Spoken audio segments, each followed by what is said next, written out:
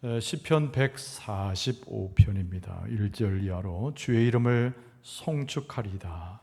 말씀 속에 나와 있는 구절로 제목을 잡았습니다. 주의 이름을 송축하리이다. 그림 한 장 보죠. 내가 여호와를 항상 송축하며. 제 사진을 빼주세요. 제 사진.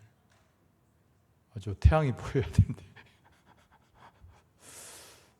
그렇죠. 해가 뜰 때 하나님을 찬송하는, 하루 종일 주님을 찬송하는 시인 또는 화가의 마음을 담은 그림입니다. 오늘 본문의 말씀 시편은 당연히 다윗의 시편입니다. 오늘 시편은요, 찬양으로 시작이 돼서 찬양의 말씀으로 끝맺고 있습니다.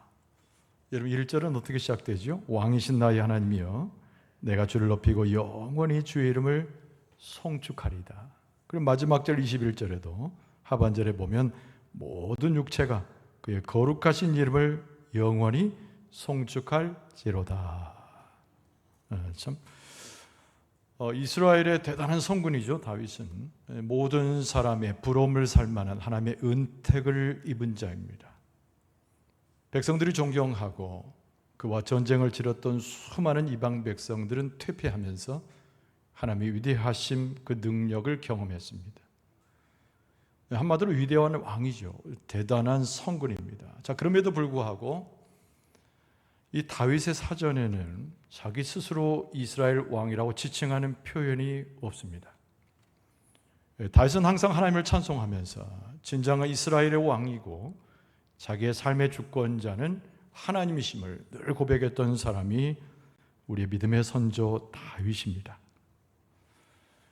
하나님을 왕으로 인정했기 때문에 이스라엘 백성을 하나님의 거룩한 백성으로 인도했을 뿐만 아니라 하나님 앞에 복종할 수밖에 없는 자신의 위치를 늘 고백했던 사람, 그가 바로 다윗이었어요.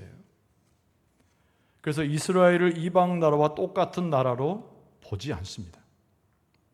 자기 이스라엘을 하나님의 왕국으로 지칭을 합니다. 바꿔 말하면 하나님이 통치하시는 나라, 그리고 세상의 모든 만물들과 왕들은 사라지지만 하나님의 역사와 하나님의 이름은 영원한 것이라고 수없이 찬송하고 있지요. 하나님의 통치, 또 우리가 하나님의 백성, 그 가운데 복된 삶을 누리고 하나님의 권능을 경험하는 백성이 바로 우리 백성이다. 이 자부심 가운데서 다윗은 하나님의 역사를 인정하는 모습으로 살아갑니다. 오늘 시편 145편은 그런 배경 가운데서 하나님을 끝없이 찬송하는 이 다윗의 심령을 우리는 만나게 되지요. 오늘날도 하나님의 왕국은 지속됩니다. 교회 가운데 혹은 하나님의 백성들 가운데 그의 권능과 그의 통치와 자비가 있어요. 그래서 우리는 다윗처럼 똑같은 찬송을 드리게 되고 하나님의 은택을 누렸던 백성들처럼 하나님의 복 가운데서 우리의 삶을 살아가게 됩니다. 무엇보다 우리가 고난을 만날 때, 어려움에 있을 때 우리의 통치자인 하나님의 보살핌을 경험하게 되지요.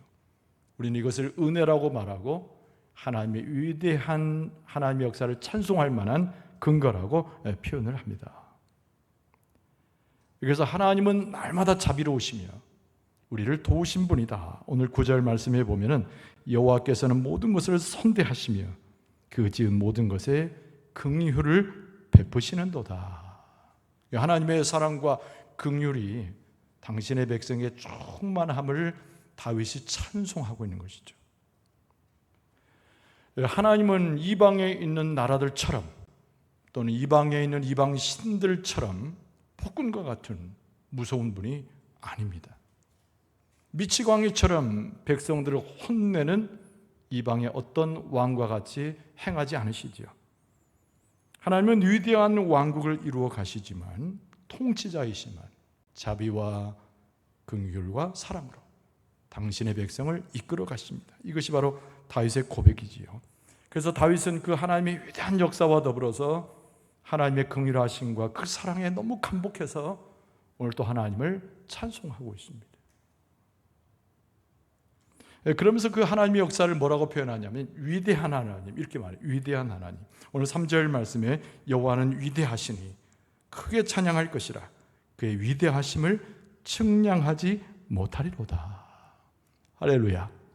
우리도 그 하나님의 위대하심과 그 역사 속에 오늘 다윗의 심정으로 하나님을 높이고 찬송할 수 있기를 바랍니다. 근데 얼마나 하나님은 그 찬송의 근거를 갖고 계시는가? 얼마나 하나님은 위대하신 분이기에 이렇게 왕의 신분도 내려놓고 다윗은 하나님을 높여서 찬송하고 있는가? 오늘 본문의 말씀 속에서 그걸 함께 보고자 하는 거예요. 여러분, 첫 번째는 하나님은 도우시는 분, 우리를 도우시는 분이다. 한번 따라서 합시다. 하나님은 언제나 우리를 도우시는 분입니다. 오늘 본문 14절에 보니까 여호와께서는 모든 넘어지는 자들을 붙드시며 비굴한 자들을 일으키시는도다 이렇게 말씀했어요. 넘어지는 자를 붙드시는 하나님, 실패한 사람들을 지칭하는 것이죠. 근데 실패해서 죽어져가는 자를 이야기하는 것이 아니라 실패 속에도 넘어졌어도 하나님의 능력 속에 일으킴을 받은 자들을 떠올립니다. 여러분, 아브라함이라는 인물은 어때요? 대단한 인물로 우리는 기억하지만 그는 가는 곳마다 자기 자신을 비호하기 위해서 거짓말했던 사람입니다. 그럼에도 불구하고 하나님은 아브라함을 버리지 아니하시고 아브라함을 가까이 하셔서 친구라고 하는 표현을 사용하셨습니다.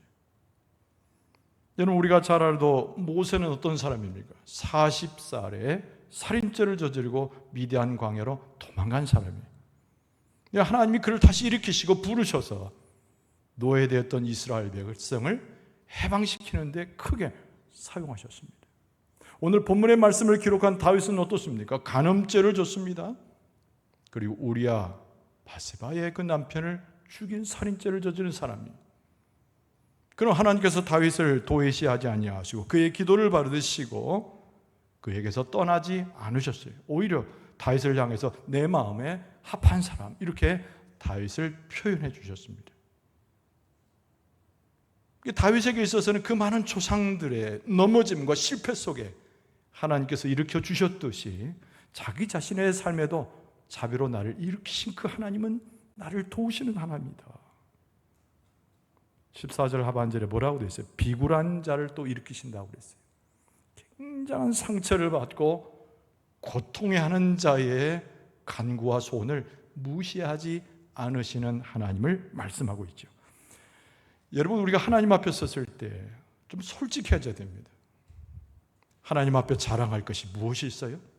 우리의 부정적인 것도 투명하게 내어놓고 우리의 연약함도 하나님 앞에 아뢰고 나의 부질없고 잘못했던 것을 고백하는 그 모습을 하나님께서 귀하게 여기신다는 것을 우리는 기억할 필요가 있습니다. 겸손이 없는 기도는 응답을 받을 수가 없어요. 그러나 스스로 낮아지고 하나님 앞에 내가 아무것도 아닌 존재여 범죄에 노출될 수밖에 없는 그런 존재임을 고백하게 될 때 하나님의 긍휼과 자비를 얻을 수 있다는 겁니다.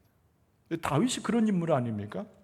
회개하는 가운데서 자기 잘못을 인정할 때 새로운 방식의 삶을 하나님께서 허락하심으로 그 가운데 새로운 길을 열어갔던 다윗은 그 믿음의 고백 가운데 하나님을 찬송할 근거를 얻습니다. 여러분, 우리는 교만하게 되면 자기 스스로의 잘못과 죄악을 깨우치지 못하게 되면 추악한 자기 자신의 자아가 올라오게 되어 있어요. 여러분, 겸손한 자의 기도, 그러나 추악한 죄악 가운데 하나님 앞에 나서는 교만한 자의 모습을 대조하는 것은 어디에서 볼 수 있을까요? 여러분, 우리는 신약성경에 예수님께서 비유로 하셨던 누가복음 18장에 바리새인과 세리의 기도 비유가 그 내용에 적합합니다. 여러분, 바리새인이 있었습니다. 바리새인은 교만한 사람이었습니다. 그래서 자기 의를, 자기가 이루었던 행위들을 자랑하기에 바쁜 사람이었어요. 그 사람에게 없었던 것은 회개입니다. 그 사람에게 쌍철나게 많았던 것은 자기 자신이 교만하여 자랑하는 것이에요. 그래서 자기의 선한 의로움을 하나님 앞에서 자랑합니다. 또 많은 사람들 앞에 그 모든 모습을 드러내지요. 다른 사람보다도 도덕적으로 종교적으로 우월하다고 스스로 생각해요. 하나님 앞에 섰을 때도 그것을 간구로 삼은 사람들, 예수님 비유하셨던 바리새인의 모습의 교만이죠. 여러분, 우리가 이 바리새인들의 모습을 갖고 살 때가 은근히 많아요. 내 신앙의 연주와 내가 가지고 있는 위치와, 그리고 나는 교회 안에서 혹은 밖에 있는 사람에 비해서는 꽤 의롭다고 착각할 때가 많이 있습니다. 그러나 예수님의 세리의 비유 가운데도 보면 세리는 굉장히 겸손한 사람이었어요. 자기를 낮춘다는 것이 무엇인가를 알았던 사람이 세리였습니다. 하나님 앞에서 그가 깨달은 것은 곤고함이에요. 자기가 얼마나 죄인인가, 자기는 얼마나 상처투성인가, 자기가 얼마나 어둠 가운데 있는가, 자기 자신의 죄악을 뚜렷이 본 사람이 세리입니다. 그래서 하나님 앞에 나와서 기도하는데 자기 스스로를 불쌍히 여겨달라고 가슴을 치며 회개한 사람이죠. 그래서 누가복음 18장 13절에 보면은 세리는 멀리 서서 감히 눈을 들어 하늘을 쳐다보지도 못하고 다만 가슴을 치며 이르되 하나님이여 불쌍히 여기소서 나는 죄인이로소이다, 이렇게 기도했다고 예수님 말씀하셨어요. 겸손하다고 하는 것은 외적인 표현 가운데 순하게 보이고 다른 사람에게 부드럽게 말한다는 뜻을 넘어가는 겁니다. 이 겸손이라고 하는 것은 진정한 회개를 하나님 앞에 기도로서 할 수 있는 사람이 겸손한 거예요. 그래서 그 안에 있는 자기 죄수와 같은 곤고한 자기 자신의 모습을 보고 엎드려진 사람이 겸손한 사람입니다. 자기 의의를 드러내지 아니하고 예수 그리스도의 이름으로 하나님 앞에 용서를 빌 수 있는 사람이 겸손한 사람이에요. 다윗은 구약과 신약 전체를 통해서 모든 말씀이 서로 통하는데 사실은 다윗은 자기의 어리석은 모습을 하나님 앞에 내어놓으면서 하나님께서 나를 다시 일으켰다고 고백하는 가운데 찬송의 근거로 삼고 있습니다. 여러분, 우리가 실패하잖아요. 자꾸 넘어집니다. 근데 실패하고 넘어짐의 자체가 좋은 것은 아니에요. 그러나 실패하고 넘어질 때에 하나님의 놀라우신 능력과 간섭과 은혜가 일어날 수 있는 기회를 얻게 됩니다. 그래서 여러분, 실패를 통해서 하나님의 말씀하시는 용서의 말씀을 들을 수 있고, 실패를 통해서 우리는 솔직하게 자기 자신을 하나님 앞에 내어놓고 기도할 수 있는 기회를 얻는 거예요. 오늘 말씀에 다윗이 고백한 대로 내가 넘어져 있다면, 비굴한 자의 모습에 처해 있다면 우리는 어떻게 해야 됩니까? 하나님의 은혜와 그 긍휼을 의지해서 하나님 앞에 나아가면 나를 일으키시는 하나님, 나를 다시 한번 세우시는 하나님, 그 하나님을 통하여 오히려 찬송의 은혜를 회복하는 하나님의 은총을 얻게 될 줄로 믿습니다. 자, 오늘 이 본문의 말씀 가운데 두 번째 보면은 이 다윗이 하나님을 찬송하는 근거로서 하나님은 우리에게 늘 공급하시는 공급자라고 하는 겁니다. 따라서 하나님은 어느 때든지 어디서든지 모든 것을 공급하시는 분입니다. 믿습니까? 믿습니까? 할렐루야. 모든 공급의 원인은 하나님께 있어요. 우리에게 모든 것을 공급하시는 분도 하나님이십니다. 그래서 여러분, 오늘 본문의 말씀을 자세히 보면은 다윗이 하나님께서 우리와 함께 하셔서 공급하시는데 아주 기초적인 것에서부터 하나님께서 우리에게 모든 것을 공급하신다고 먼저 말씀합니다. 오늘 본문의 말씀 15절 하반절에 보면은 주는 때를 따라 그들에게 먹을 것을 주시며, 할렐루야. 아멘하는 자에게 공급하실 줄로 믿습니다. 아멘 해야죠. 때를 따라. 그러니까 우리가 일상적인 삶을 살 때 하루하루 삶을 살고 하루에 3끼의 밥을 먹으며 세상 가운데서 일을 할 때 다 하나님께서 공급하신다는 거예요. 그 예수님께서도 제자들과 몰려온 사람들에게 말씀하셨어요. 기도하라 가르치시면서 하루 일용할 양식을 위해서 기도하라고 그런 거예요. 뭐 그렇게 대단한 거, 큰 업적을 위해서 기도하는 거, 그거 말고 예수님께서 소박하지만 우리의 믿음의 근원이라고 할 수 있는 아주 기초적인 것에서 만날 수 있는 하나님의 놀라우신 은혜에 대한 소망과 믿음을 갖고 일용할 양식을 위해서 기도하라고 가르치신 거예요. 여러분, 이스라엘 백성들이 출애굽을 했습니다. 가나안 땅으로 곧장 가지 못하고 광야로 내려갔어요. 근데 그들에게 있어서 제일 먼저 결핍된 부족함이 무엇이었습니까? 뭐 대단한 것이 아니었어요. 먹고 마시는 것이 없었던 것이죠.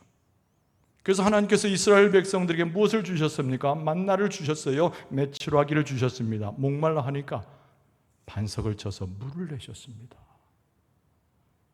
그냥 간단한 것 먹고 간단한 것 마시는 것이지만 그것이 이스라엘 백성의 생명을 위해서 가장 기본적인 것이고 가장 기초적인 것인데 그것마저도 사람의 힘으로 가져온 것이 아니라 하나님이 일일이 공급하셨다는 겁니다.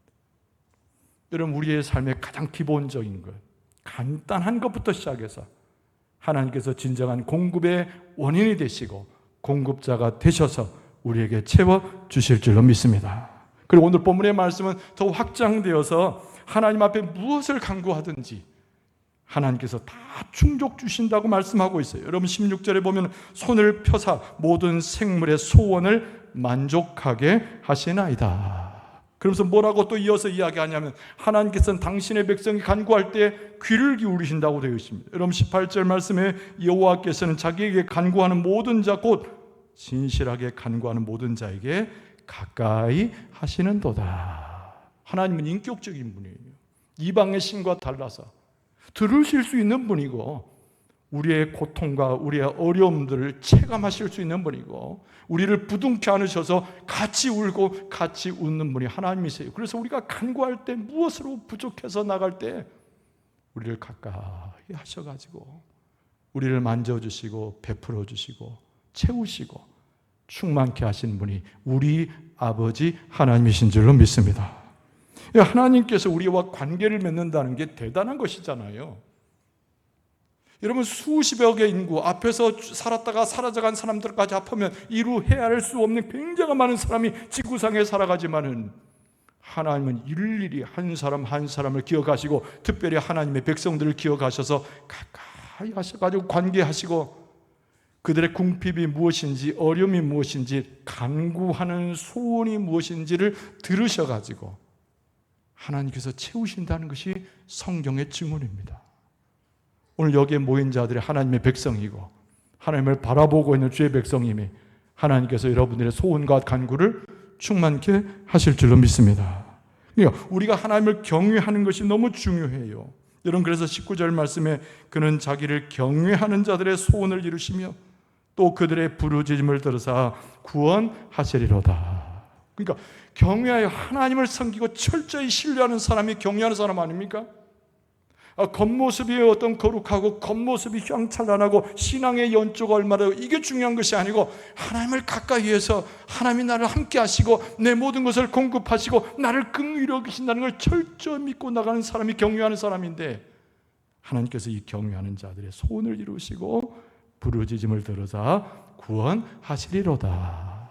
할렐루야. 여러분 하나님 앞에 가서 마음껏 구하세요. 여러분 어떤 분의 참 훌륭한 기도가 있어서 제가 하나 딱 따왔어요. 한 30가지 되는데 30분 걸릴까 봐 12가지만 따왔어요. 12가지. 항상 이분은 매일마다 이 기도를 해요. 근데 기도 제목 12가지가 있어요. 제가 소개합니다. 스크린에 안 나오니까 잘 들으셔야 돼요. 첫 번째는 뭐냐면 날마다 성장하는 균형 잡힌 신앙을 갖게 하소서. 두 번째, 신앙인으로서의 영성과 지성 및 성품을 갖추게 하소서. 아멘 좀 하세요. 세 번째, 삶의 모든 순간 가운데 예배하게 하소서. 네 번째, 모든 결정 가운데 말씀보다 앞서지 않게 하소서. 다섯 번째, 세상의 욕심으로부터 절제하게 하소서. 여섯 번째, 교회에 집중하여 예배하고 깊이 하나님을 만나게 하소서. 일곱 번째, 늘 겸손한 마음으로 살게 하소서. 여덟 번째, 선교하고 섬기기를 기뻐하는 가정 되게 하소서. 아홉 번째, 매사에 주님을 인정하게 하소서. 열 번째, 예수님의 향기를 드러내는 신앙의 가정 되게 하소서. 11번째, 신앙이 없는 자들에게 본이 되는 가정이 되게 하소서. 마지막 12번째는 늘 감사하게 하소서. 할렐루야. 하나님을 경외하는 사람이에요. 하나님의 역사를 인정하는 사람이에요. 이 세상에서 먹을 것과 입을 것을 얻는 것이 아니고 하나님이 다 공급하시고 내 기도를 들으신다는 확신을 가진 사람이 이런 기도를 하나님 앞에 드리는데 하나님께서 그 기도를 외면하시고 하나님께서 그 기도를 물리치시고 하나님께서 듣지 않겠다 말씀하시고 그럴 리가 없잖아요. 오늘 다윗이 하나님을 찬송하고 높이면서 하나님은 나의 모든 공급자가 되심으로 내가 경유하는 자의 모습으로 주 앞에 섰을 때 하나님께서 내 기도를 다 들으실 것이니라. 여러분, 하나님은요 우리의 부르짖음 가운데 응답하시는 분이 하나님이세요.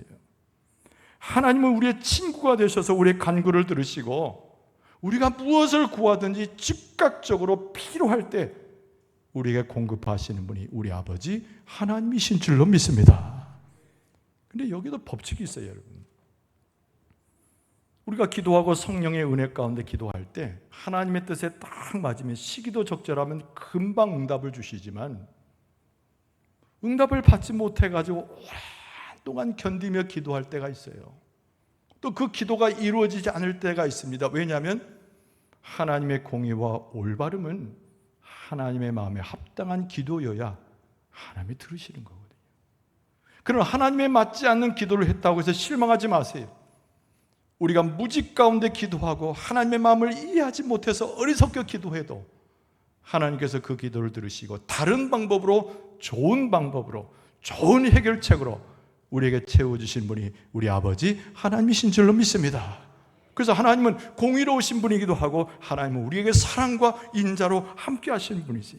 여러분, 그래서 오늘 본문의 말씀 17절에 보면은 여호와께서는 그 모든 행위에 의로우시며 그 모든 일에 역시 은혜로우시도다. 이거 하나님 역사인 거예요. 다윗도 성군이지만은 하나님 앞에 잘못 구할 때도 있었어요. 도망자의 신세에서 여러 번 실수했어요.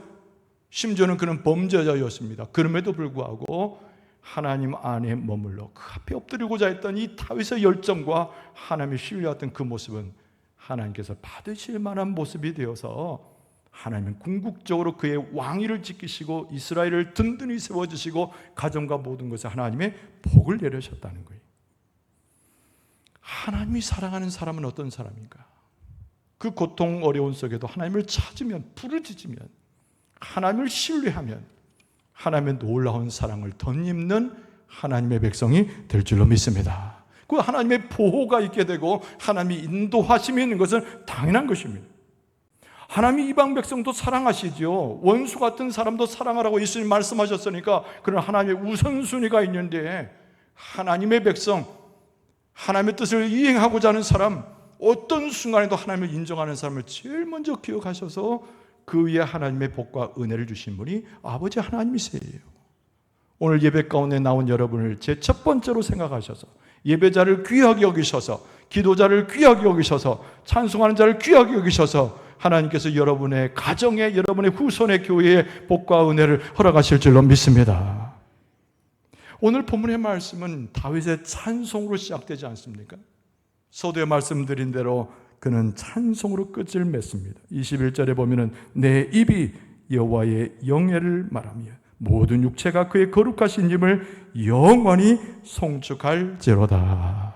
그러니까 근데 이 말씀을 가만히 21절 보면은 내가 하나님을 송축합니다 이 표현보다는 온 우주 만물의 하나님의 백성이여 들으라란 말이 전제되어 있어요.